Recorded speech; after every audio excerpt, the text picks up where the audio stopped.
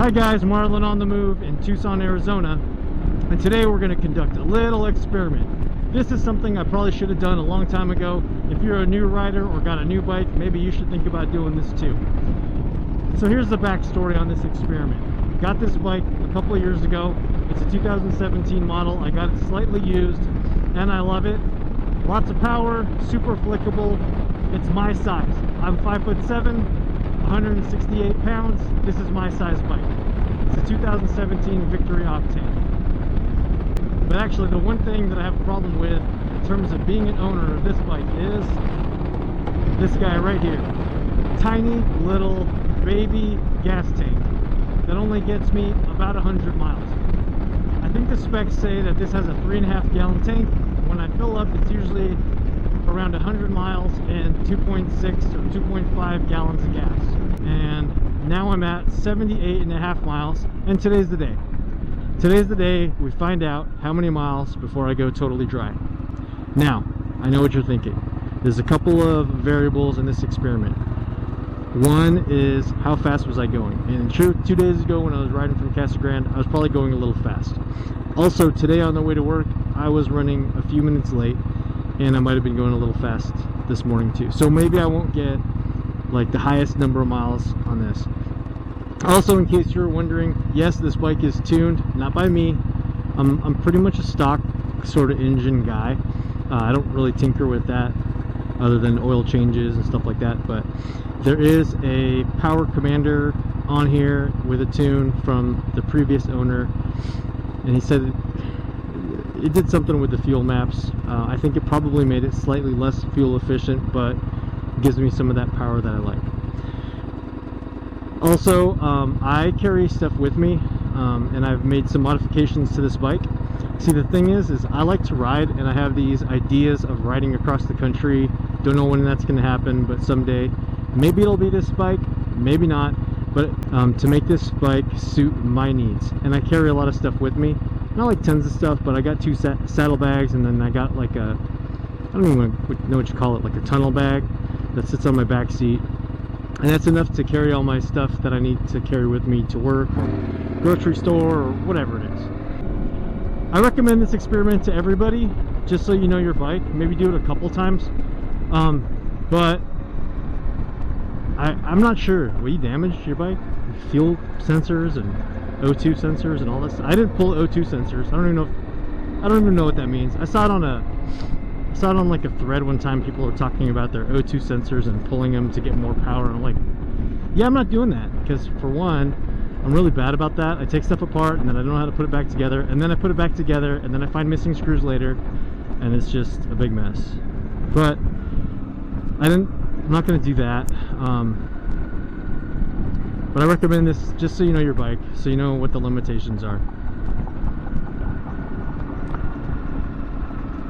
I get that pucker factor sometimes when I'm riding. Like, right? It's happened a couple times when I'm riding and I'm like right around, or I think I'm gonna get to that 100 mile mark, 110, and then the gas light comes on and I'm at like 90. Like crap. I've heard horror stories specifically about this bike of guys getting the gas light on and then running out of gas like within a mile or 2. But actually that's what I'm looking for today. I want to run out. I want this thing to go dead, and just to see exactly how far I've gone. Now I'm closer to 80 miles, so my guess is that I'm going to get to like 120 when it goes dead, but we will find out.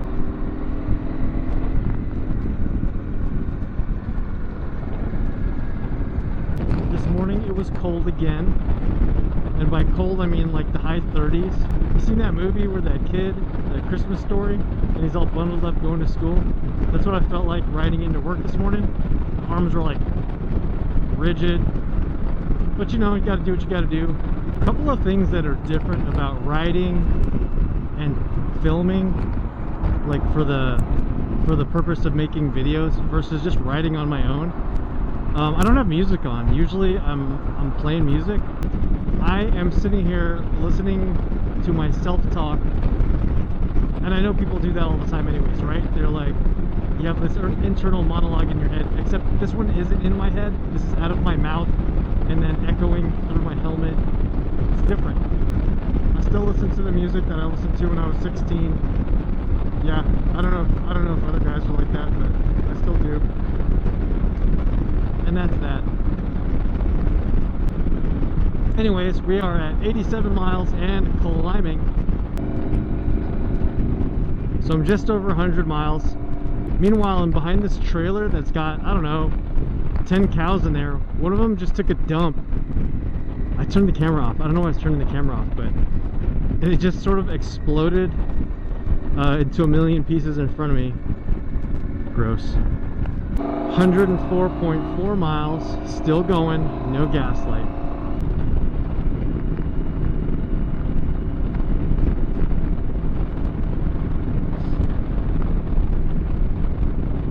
So I grew up in the suburbs, like east of Los Angeles. I didn't think I'd live in a place like this when I was a kid. But I came here and, you know, things are generally a little slower paced. The roads aren't so packed and congested. You know, I love it here. And then, like, houses are way cheaper too. I mean, I guess everything's cheaper than Los Angeles and New York and San Francisco and places like that, but I never thought that. What are you? Garbage. Got it. I never thought that I'd be able to live the way I live, in the house that I live in the kind of neighborhood I live in. And I'm not like rich at all. If you're in the city, man, gotta move out. Check out what's around you. So the weird thing too is, growing up, everything east of LA County to me was basically Kentucky. I don't know why I had that mentality. I'm not gonna blame schools or anything like that. It was just how I thought. Then when I moved out, like, I did a little traveling with the military, so I saw some places. I was like, wow, there's like a whole other world outside of just my little circle.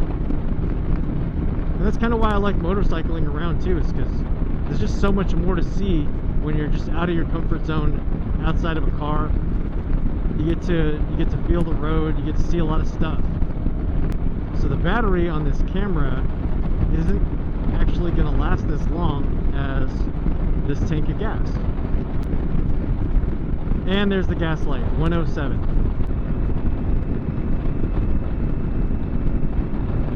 So what I really should do, because I'm coming up on the highway, I'm not going to do this on the highway. I need to run out of gas on a road like this where there's a bit of a shoulder. So I'll probably have to pull over and turn around.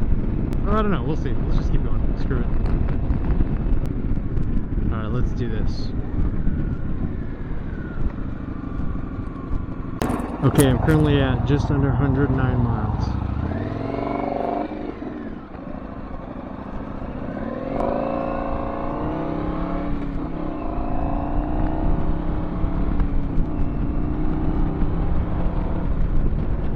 Gas light's been on since 107, but I would like to know where exactly I run out, and then like specifically how many miles I'm good for after the gas light comes on.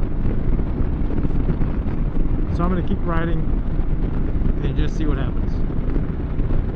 I'm right under 111, and I'm trying to maintain this speed. There are some other cars on the road. That's okay. Really hoping that wherever I end up running out of gas, there's a shoulder. So one of the things I thought about doing, and I'm still thinking about it, is getting an auxiliary fuel tank and replumbing it so that it gravity feeds into this tank. That could get me like another 2.5 or 3 gallons. The problem is I don't know where to put it. I'm not a welder. I don't like fabricate stuff like that. Maybe someday. But as of right now, I don't do that. So I don't know where I'd have to like permanently mount that. Another idea to get more fuel is to carry fuel. I already do that. Carry a gallon.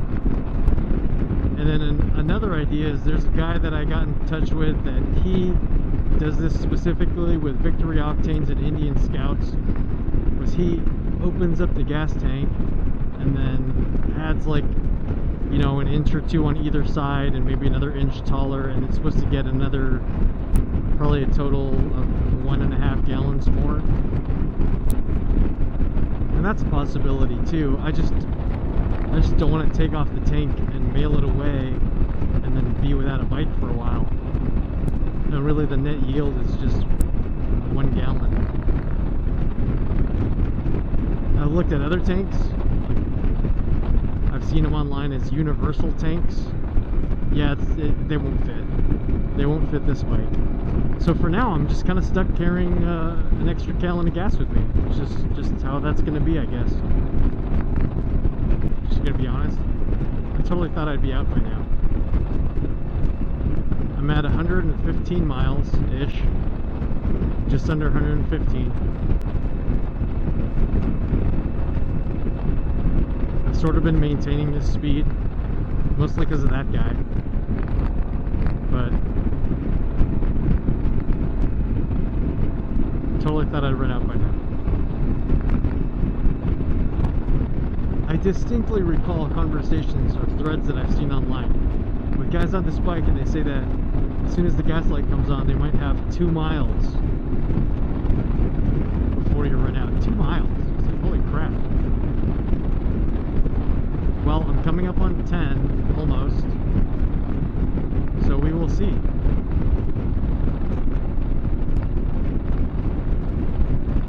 I wonder if it really is 3.5 gallons of gas before I go completely dry. Because if I'm getting 40 to the gallon, so that would get me 135 miles. Okay, we'll see. Okay, the battery on this camera died before I ran out of gas. But that was 124.5 miles, 124.5. So that's what I get on this tank. So really, before, when I thought I was in trouble at 100, I actually wasn't really in trouble, but I thought I was. And this is the gallon that I carry. There's kind of nobody out here. And that's sort of another reason to carry fuel, is if you're riding all over the place where there's nobody, like nobody there to help, then, you know, or what if you stumble upon somebody that ran out of gas or something? Maybe you'd be the one to help. Anyways, I'm going to fuel up.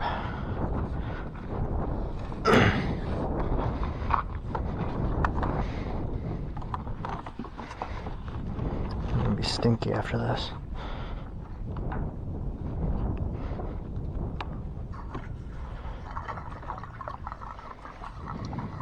That's sort of how this goes. Not super exciting. I should probably be on the other side of my bike, right?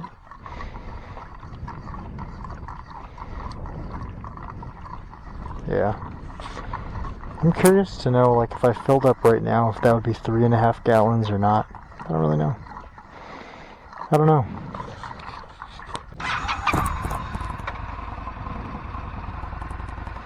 Dude, what if this didn't start right now? I don't even know where I'm at. Kind of in the middle of nowhere. Also, I don't know. I'll find out later, I guess. Like within the last mile or two of this ride, this road got really bumpy. And this bike really just isn't made for that. It's, you know, it's a cruiser. It's kind of confusing because in the old days weren't, you know, Harleys and Indians and stuff, I thought they were built to go on dirt roads, you know. Now they got adventure bikes and dual sports and all kind of other stuff. Well, this isn't one of those. You can kind of see, holy smokes. And we're back to normal. Almost. There we go. Anyways, I'm glad that I know 124.5 miles-ish before I go completely dry. So I fully expect to get another at least 40 out of this spare gallon that I just put in. I'm going to go ahead and head home and fuel up, If you liked what you saw, go ahead and hit the like and subscribe, please, so you can be privy to all of my future shenanigans on this motorcycle. Please subscribe. Watch the video 1,000 times. I don't care. Same person. View it over and over and over and over again. And maybe I'll be able to quit my job and just ride motorcycles around, which is sort of the dream. Thanks for watching, guys. Marlon on the move. Out.